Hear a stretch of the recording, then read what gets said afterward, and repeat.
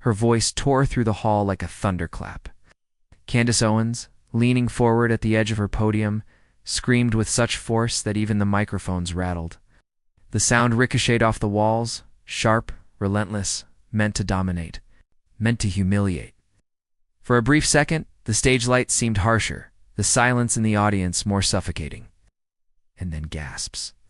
A ripple moved through the crowd as if the very air had been split apart. Phones shot up in unison, hundreds of small glowing screens capturing the eruption. The debate, once a contest of ideas, had become a spectacle of rage. The cameras didn't just record Candace's words, they caught the veins rising in her neck. The unflinching glare, the sheer spectacle of a woman consumed by her own fury. This was not a disagreement. It was an attempt at public demolition, and there, just a few feet away, sat Jasmine Crockett. She did not flinch. She did not move. She sat still, her hands resting lightly, her expression unreadable. The contrast was striking, one woman unraveling in front of a nation, another steady as stone. The crowd sensed it too. Murmurs filled the room, half shocked, half anticipating. Outside those walls, history was already being written. Clips would travel across TikTok, X, YouTube. Hashtags would soon blaze through timelines. Millions, many who had never before heard Jasmine's voice, would see this moment and decide what kind of leadership they believed America deserved. But in that instant, all eyes were on the stage. Candace was still shouting, still clawing at control through sheer volume, but her rage only deepened the contrast. The louder she became, the more the silence around Jasmine grew powerful, almost magnetic. It was as if the audience leaned forward, waiting, whispering, "What will she do?" Candace finished her tirade, chest heaving, convinced she had won the moment by force alone. Yet the true battle had not even begun. Because while outrage may dominate a headline, calm delivered at the right moment can shatter it. And on that stage, beneath the heavy lights and the weight of a divided nation's gaze, one truth became undeniable. Jasmine Crockett was about to speak, but no one was prepared for how Jasmine Crockett would respond. The debate was billed as nothing more than another political forum, another night of sound bites and partisan sparring. But the moment the doors opened, it was clear this stage carried far more weight than the program on paper. The auditorium, packed to capacity, hummed with a restless anticipation. Students filled the front rows, activists and local leaders clustered. Toward the center, reporters with notepads and cameras staked out their corners. Every major outlet had a seat. Every network was streaming. This was not just a local event. It was a national spectacle waiting to ignite. On the surface, the subject was familiar. The state of America, its fractured politics, its cultural divides. But beneath the banners and polished introductions, the real question was unspoken. Who gets to define America? Who gets to hold the mic when the country is listening? For Candace Owens, this was her arena. She came armed with a history of viral takedowns, carefully crafted to shock, to enrage, to dominate the cycle. Her supporters knew exactly what to expect: a performance of force, sharpened for the cameras. And yet across from her sat Jasmine Crockett.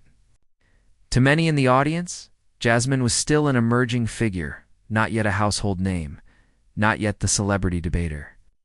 She wasn't supposed to command the room, wasn't supposed to overshadow Candace. But the very fact she was there, young, black, unapologetic, refusing to play by the rules of intimidation, made her presence a quiet revolution. It mattered because of what each woman symbolized. Candace projected herself as the fearless truth-teller, the provocateur who thrived on chaos. Jasmine embodied something rarer, the belief that politics could still be about service, about dignity, about representation for those left unheard. The clash wasn't just two personalities, it was two visions of America, colliding in real time. The stakes rose with every word exchanged. In the crowd, young women of color leaned forward, searching for validation. Immigrant families watching online saw in Jasmine a reflection of their own struggles against being silenced. Even those skeptical of her politics could not ignore the power of her composure against the storm she faced. This wasn't just another debate. It was a referendum. On tone, on identity, on whether rage would once again drown out reason. Each moment reverberated beyond the stage, into living rooms, classrooms, barbershops, church basements. What was unfolding wasn't performance. It was a test of America's character. Candace's fury was not new. She had made a career of it. But this night, in this hall, her theatrics collided with an opponent who refused to meet her on those terms. And that refusal shifted the balance. What might have been just another headline spat suddenly felt bigger, heavier. Because at its core, the debate was no longer about policies on paper, it was about whose voice mattered when America was listening. Was it the voice that shouted, the loudest, or the one that carried calm, steady conviction? The answer would not just define two women, it would echo into the broader question facing the nation itself. Asterisk, and yet. This wasn't just about two women on a stage, it was about what kind of America we choose to be. Would it be an America that rewards outrage, or one that still recognizes dignity when it dares to speak softly? That question hung heavy over the auditorium. And as Candace's tirade simmered, the audience turned once more to Jasmine, waiting, knowing the stakes had shifted and that the next words could tilt the balance of the night, and maybe more. Asterisk Candace Owens did not arrive at that debate stage by accident.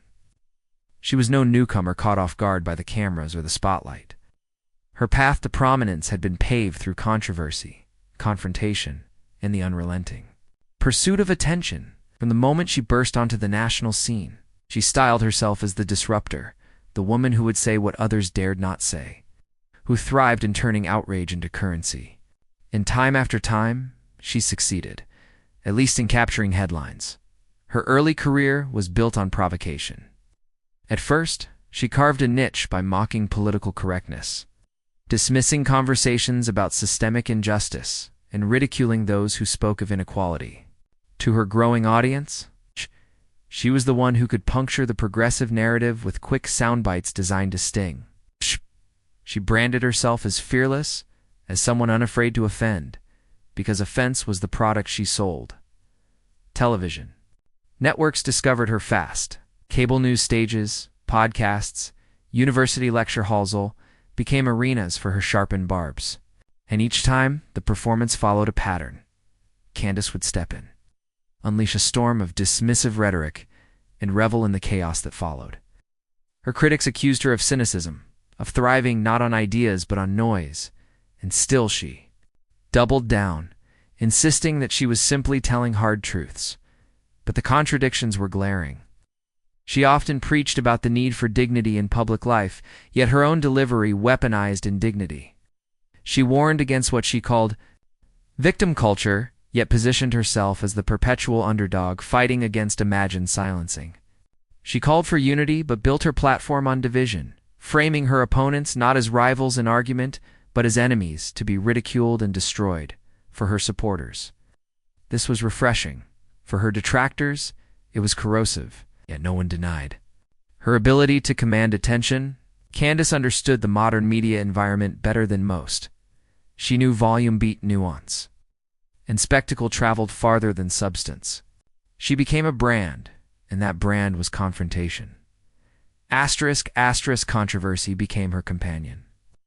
When she dismissed movements for racial justice, when she downplayed the struggles of marginalized communities, when she mocked those pleading for compassion, outrage erupted. But outrage was her oxygen. The more she was criticized, the stronger her persona seemed to grow. She relished the firestorms because they kept her at the center of conversation. Still, the cracks were always visible. Beneath the performance of confidence lay a reliance on spectacle. Without chaos, the brand faltered. Without provocation, the spotlight dimmed. And so, Candace leaned further into the role, each appearance sharper, each soundbite louder, each stage more theatrical. It wasn't about persuasion anymore, it was about domination. It's about leaving her opponents rattled and her audience riled. This pattern repeated itself across countless stages. She would raise her voice, push her opponent into a corner, and ride the wave of headlines that followed. Some admired her stamina, her ability to spar without blinking. Others saw only arrogance or refusal to engage with sincerity, a determination to bulldoze rather than converse. And yet, through it all, she built a reputation as one of the most polarizing figures in American discourse. For those who adored her, she was the warrior against political correctness. For those who opposed her, she was the embodiment of a toxic culture that thrived on tearing others down. Candace Owens had become a mirror, reflecting back the nation's deep divisions, amplifying them with every outburst. But her greatest strength, her reliance on fury and confrontation, was also her greatest weakness. Because when you build a brand on shouting the loudest, you leave yourself vulnerable to the one thing you cannot control, someone who refuses to shout back. That night, on that stage, Candace entered with her usual playbook. She believed volume would win the night, that the roar of her words would drown out reason. She believed the old formula would hold, that outrage would once again carry her through, and that very pattern would play out once again, only this time. Jasmine Crockett's journey was never about shortcuts or easy victories. It was about grit, about carving a place for herself in spaces that weren't built to welcome her. Long before she stepped beneath the bright lights of a national debate stage, she was already fighting uphill battles quietly, persistently, with the kind of resilience that doesn't make headlines but builds character. Born and raised in St. Louis, Jasmine knew the weight of struggle early. She saw the ways communities could be left behind, how promises of equality often rang hollow. Those childhood lessons hardened into conviction. If justice was not offered freely, it had to be demanded. She carried that conviction into law school, where she refused to see the law as a tool for the powerful alone. For Jasmine, the courtroom was never about prestige, it was about service. As a young public defender, she entered rooms where the odds were stacked against her clients. She listened to stories of lives derailed by poverty, by discrimination, by a system quick to punish, but slow to protect. Many nights she walked out of courtrooms knowing the verdict had been written long before the trial began. But instead of retreating, she grew sharper, steadier. She understood that in a world fueled by noise and power, calm persistence could be its own weapon. Her reputation grew. Colleagues described her as unshakable, someone who never lost her cool, no matter the provocation. Judges who expected her to fold under pressure found instead a lawyer who could meet their skepticism with precision and poise. She wasn't loud, but she was firm. She wasn't flashy, but she was effective. That discipline became her trademark. It was only a matter of time before her fight expanded from courtrooms to the halls of political power.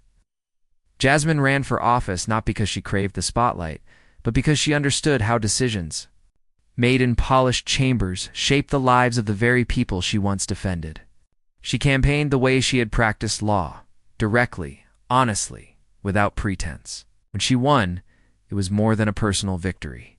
It was a signal to those who felt overlooked that someone like them could rise, could stand, could lead in office. Jasmine was not content to play the part of a backbencher. She confronted injustice head-on, challenging those who sought to strip rights or diminish voices. She became known for her willingness to take tough stands, for her refusal to bow, even when the pressure was immense. Critics painted her as stubborn. Supporters saw her as principled. Either way, she refused to be moved by intimidation. But what truly set her apart was her composure. While others raised their voices in anger, Jasmine responded with clarity. When opponents tried to bait her into emotional outbursts, she held steady, delivering her words with calm precision. That calm wasn't weakness, it was a weapon. It turned attempts to diminish her into lessons for those watching. It showed young women, particularly women of color, that dignity could defy fury, that strength could wear the face of composure. Every step of her journey, every courtroom battle, every campaign, every legislative fight hardened her resolve and honed her discipline. She knew that in politics, chaos often wins the camera, but she also knew that chaos can collapse in the presence of unshakable steadiness. She didn't need to mirror the rage of her opponents. She only needed to hold her ground long enough for the truth to reveal itself. This was Jasmine Crockett's gift, the ability to turn pressure into poise, to let others unravel while she remained centered. She didn't just survive confrontation, she transformed it into a mirror, showing audiences the stark difference between arrogance and dignity. And so, when she walked onto that debate stage opposite Candace Owens, she was not intimidated by the size of the crowd or the heat of the lights. She had already stood in harder rooms, already faced louder storms. Candace had her brand of outrage. Jasmine had her years of practice in restraint. What Candace saw as weakness, Jasmine knew was power. For her, silence wasn't surrender, it was strategy. Stillness wasn't hesitation, it was strength. And dignity wasn't optional, it was the very foundation of her voice. She wasn't just another politician angling for a viral clip. She was the embodiment of a new kind of leadership, one that valued principle over theater, steadiness over spectacle. She carried with her the weight of her community, the lessons of the courtroom, the pride of identity, and the promise of representation. Every challenge, every test, every battle in her life had prepared her for moments exactly like this, and all of that prepared her for the night she faced Candace Owens. Asterisk, asterisk. The exchange began as a debate, but it quickly unraveled into something else. Candace Owens, gripping the edge of her podium, raised her voice with every sentence, her words less about persuasion and more about dominance. She dismissed Jasmine with a wave of her hand, as though swatting away an inconvenience rather than addressing an equal. Each phrase came sharper, louder. It's designed not just to silence, but to demean. "You don't belong in the same conversation with me," Candace barked, her tone dripping with disdain. The crowd jolted at the bluntness. Some gasped audibly, others let out nervous laughter. The kind that fills a room when it's not clear whether the moment is entertainment or insult. The energy shifted. Phones rose higher, their cameras capturing every word. In the front rows, students leaned forward, eyes wide. Across the room, whispers grew. Did she just say that? She's going too far? The debate hall had transformed into a coliseum. With the audience unsure whether they were witnessing political dialogue or a public ambush, Candace thrived in the chaos. Her cadence quickened, her body language turned theatrical. She jabbed her finger toward Jasmine, punctuating every accusation. With force, her voice rose above the murmur of the crowd, booming into the microphones, echoing across the chamber. She was not simply debating policy, she was attacking identity, dismissing dignity, reducing the conversation into spectacle. And yet through it all, Jasmine sat still. Her posture didn't waver. Her eyes didn't flinch. While Candace's voice cracked with intensity, Jasmine's silence grew heavier, more powerful. The cameras that zoomed in on Candace's fire quickly found themselves lingering on Jasmine's calm. The stark contrast telling its own story, the audience began to notice too. What had started as gasps at Candace's fury now gave way to murmurs of curiosity. Why isn't Jasmine responding? The restraint was magnetic. The louder Candace grew, the more Jasmine's silence seemed deliberate, strategic. It was as if the audience could feel a storm gathering not outside in Candace's shouting, but inside Jasmine's quiet patience. Candace mistook the silence for weakness. She doubled down, pacing, sneering, filling the air with words meant to crush. Her voice rattled the microphones again. "This is the problem with people like you. You think you can lecture me, but you bring nothing to the table." The crowd reacted with a mixture of groans and applause, divided down the middle. To Candace's base, this was victory. To others, it was cruelty disguised as debate. The tension became almost unbearable. The room buzzed with conflicting energy, half outrage, half suspense. Even the moderators seemed frozen, unwilling or unable to rein in the moment. All eyes turned toward Jasmine. Every second of her silence stretched into something larger than itself, into a statement more profound than any interruption could have been.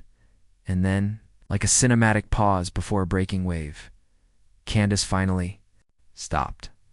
Her chest rose and fell, her eyes still burning, waiting for a counterattack that she was certain would come in the same fevered pitch. But Jasmine didn't meet rage with rage. She didn't rise to the bait. Instead, she slowly adjusted the microphone, her movements measured, deliberate. The audience hushed, sensing that the silence was about to end. The whispers ceased, the cameras steadied, and then finally she leaned toward the mic.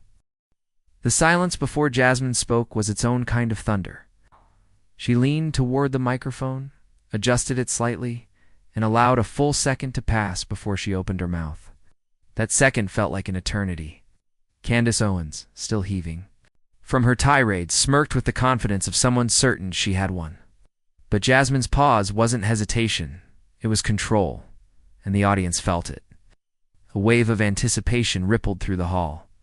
When she finally spoke, her voice was measured, steady, almost soft, yet it carried. Every syllable was crisp, deliberate, chosen with care.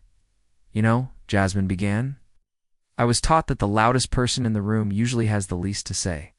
The words hung in the air like a dagger wrapped in velvet. A few in the crowd chuckled nervously. Others gasped. Candace's smirk faltered, her eyes narrowing as though she hadn't expected a reply so precise, so calm. Jasmine let the reaction swell, and fall back into silence before continuing. "You raised your voice at me tonight, not because I threatened you," she said, her gaze fixed on Candace, "but because my very presence on this stage threatens the story you've built about what America should look like." The audience shifted, the murmurs swelling louder. Someone in the back clapped once, sharply, before stopping. Phones tilted higher, recording every second. Jasmine's tone remained even, but her words cut like glass. "You've made a career out of screaming down anyone who doesn't fit into your vision of respectability. You call it truth-telling.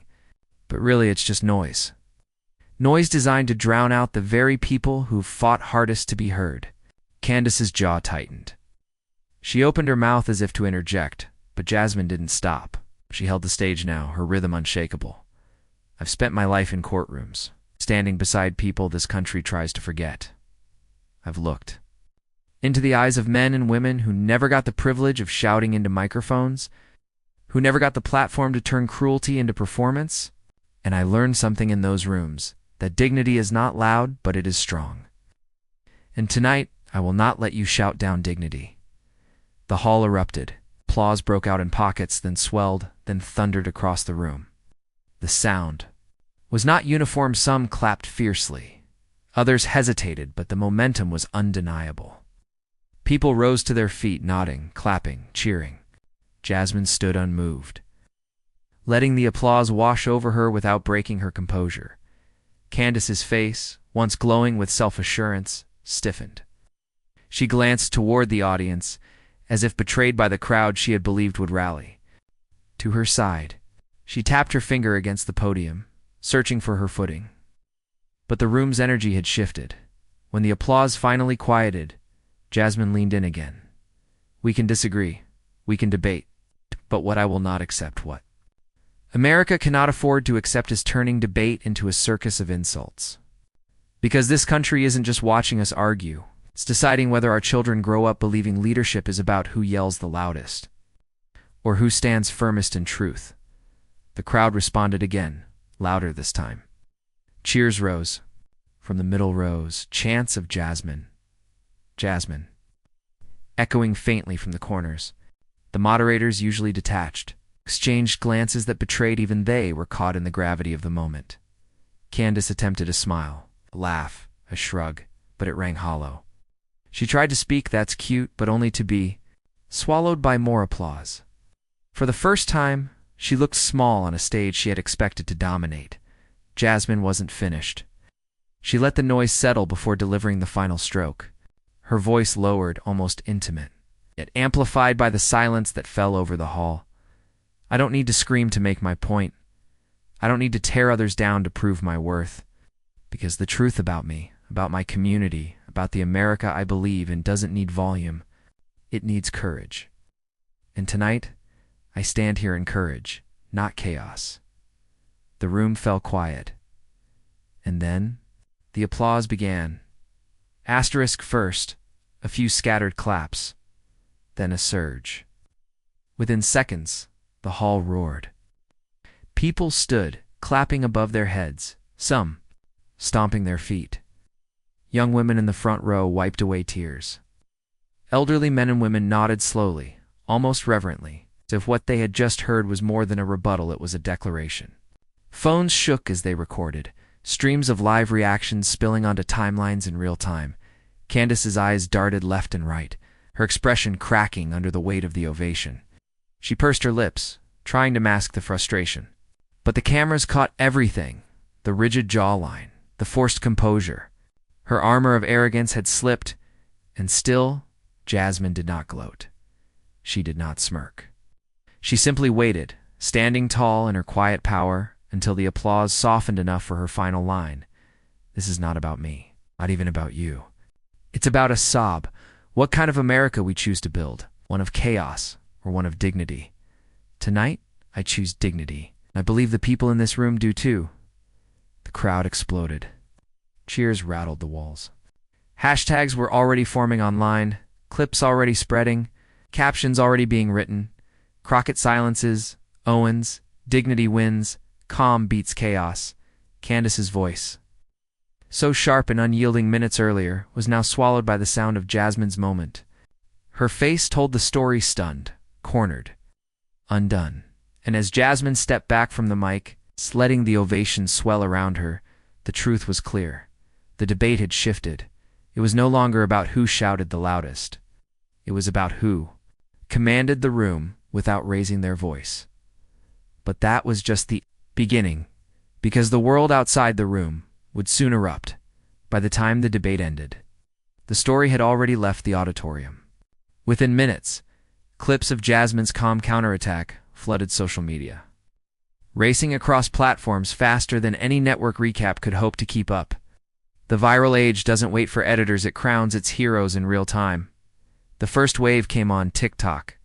A 20-second clip of Jasmine's line, "The loudest person in the room usually has the least to say," exploded within the hour, racking up hundreds of thousands of views. The video was stitched and remixed. Students replayed it with captions like, "Candace just got schooled." Young women of color lip-synced Jasmine's words while pointing at images of Candace's fuming face. One post simply wrote, "This is how you handle bullies with calm and class," over Jasmine's poised expression. On X, hashtags lit up, #.com beats chaos, #Crockett mic drop, #dignity wins.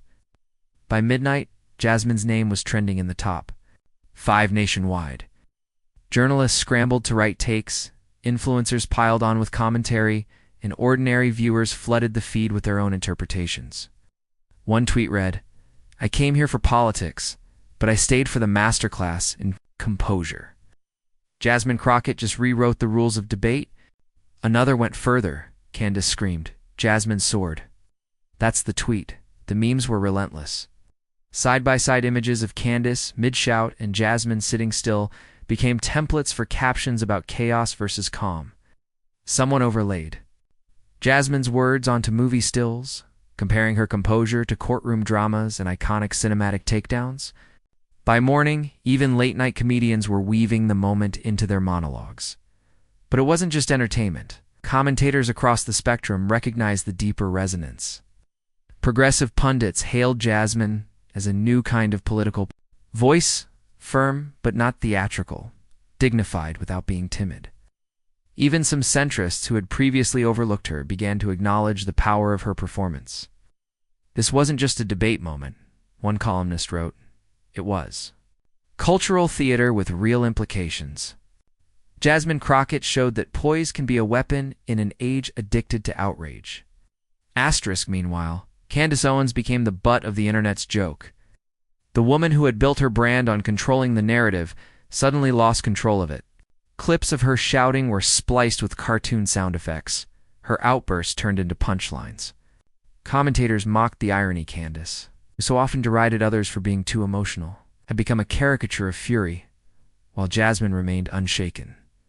On Instagram, celebrities began weighing in. A Grammy-winning artist reposted Jasmine's mic drop line with the caption, "This is leadership." An actor with millions of followers shared the video with the note, "Candace screamed, but Jasmine spoke for all of us who were tired of the noise." The ripple effect was undeniable. This was no longer just political content. It had crossed into pop culture. Asterisk, perhaps most telling, were the grassroots reactions. Church leaders quoted Jasmine in sermons about dignity. Teachers played the clip in classrooms as an example of debate done right. Parents shared it with their children, writing comments like, "This is how you stand tall," without shouting. Jasmine's words had leaped beyond the political bubble and rooted themselves in everyday conversations about identity, leadership, and respect. Candace's defenders tried to reframe the moment, insisting she had won on substance, but their arguments were drowned out by the sheer velocity of Jasmine's virality. The internet had made its verdict. Candace lost control. Jasmine took command. And in the court of public opinion, perception often matters more than policy. News networks soon caught up. Morning shows replayed the clip on loop, panels dissected the exchange, and anchors spoke of the moment everyone's talking about. Analysts agreed that Jasmine had captured something rare, not just applause in a room, but admiration across an entire digital nation by the end of the week. JasmineCrockett's.com reply wasn't just a viral soundbite, it had become a cultural reference point. People invoked her words in workplace arguments, in online forums, even in family squabbles. Calm over chaos, dignity over noise. For Candace, the fallout was brutal. What she saw as a display of dominance was reframed as a meltdown. Thought would be a viral victory became a viral humiliation. The woman who prided herself on controlling outrage had been undone by it. And for Jasmine, the resonance kept growing. She wasn't just praised as a skilled debater, she was hailed as a symbol. A reminder that leadership doesn't always roar. Sometimes it whispers, waits, and then strikes with precision. The debate had ended on that stage. But online and living. Rooms, in classrooms, and across the culture.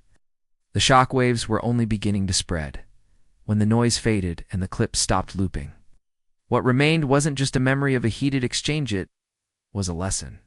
That night, the stage became more than a battleground between two women. It became a mirror held up to America, asking us all, what kind of country do we want to be? Candace Owens came with fire, volume, and fury, hoping that rage alone could overwhelm her opponent. But Jasmine Crockett stood for something else entirely. She showed that strength doesn't always roar, it can speak softly with clarity and conviction, and still move mountains. Her silence between Candace's screams wasn't weakness, it was power. Her calm wasn't retreat, it was strategy. And her words, delivered with grace, came something larger than a debate response. In a nation where public discourse has too often devolved into shouting matches, Jasmine reminded us that dignity is not outdated, it is revolutionary. She proved that the American ideal, the belief that truth rises above chaos, is still alive, if only we choose to honor it.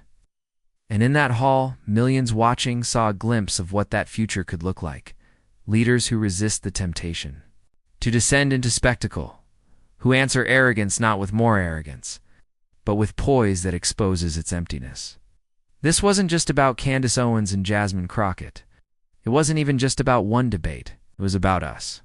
It was about whether we as a people are content with rage as the soundtrack of our politics, or whether we still hunger for voices that heal instead of wound, that build instead of tear down. Candace embodied the easy road, division dressed as strength, outrage masquerading as truth.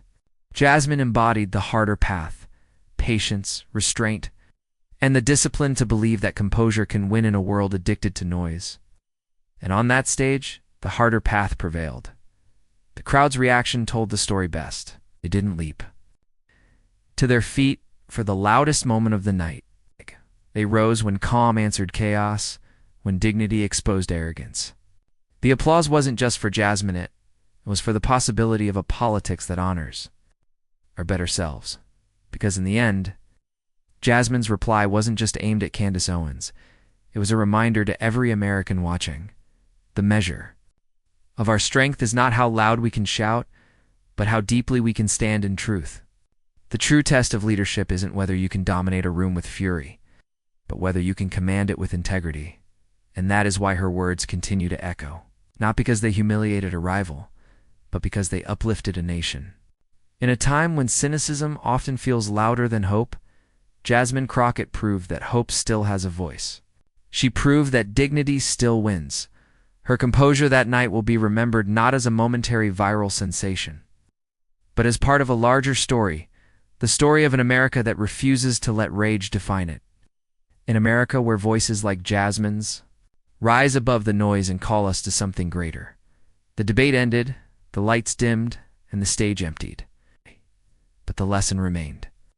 For those who watched, it was clear this wasn't just about a single clash of personalities. It was about the kind of future we choose to build, and in that choice lies a truth as old as this nation itself. Rage may flare, arrogance may boast, noise may dominate the moment.